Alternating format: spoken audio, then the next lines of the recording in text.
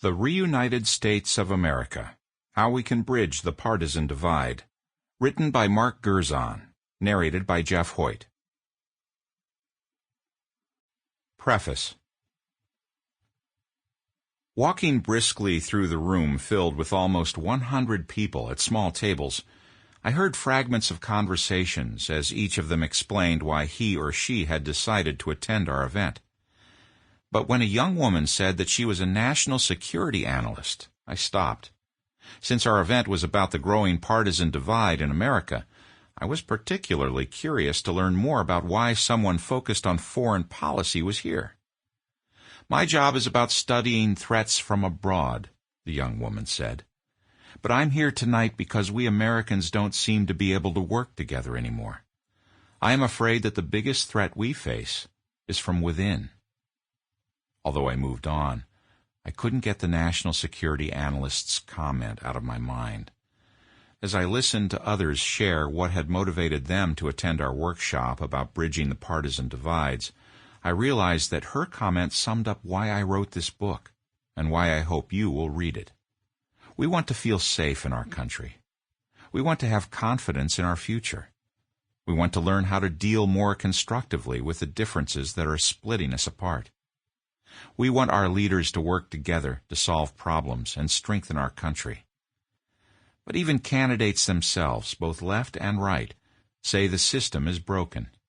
Washington is in gridlock. Politics is paralyzed. The pages that follow don't just explain how and why we have stumbled into a political gutter of attack and demonization. They shine a spotlight on heroes who are developing the tools, ways of thinking, and organizations we will need to reunite our country and rescue the American dream. To reunite our country, we need to look beyond the two stories that dominate political discourse. Story number 1, conservatives are right, and if elected, will strengthen America.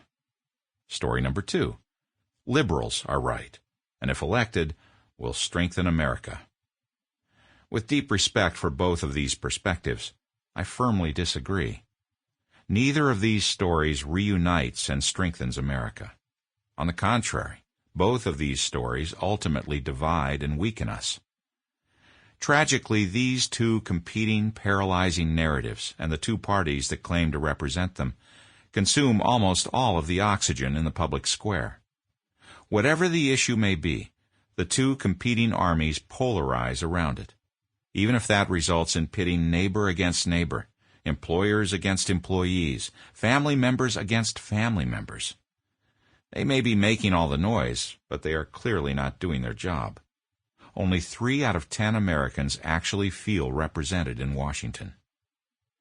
Fortunately, from the very roots of our culture, another narrative is emerging that appeals particularly to the other 7 out of 10.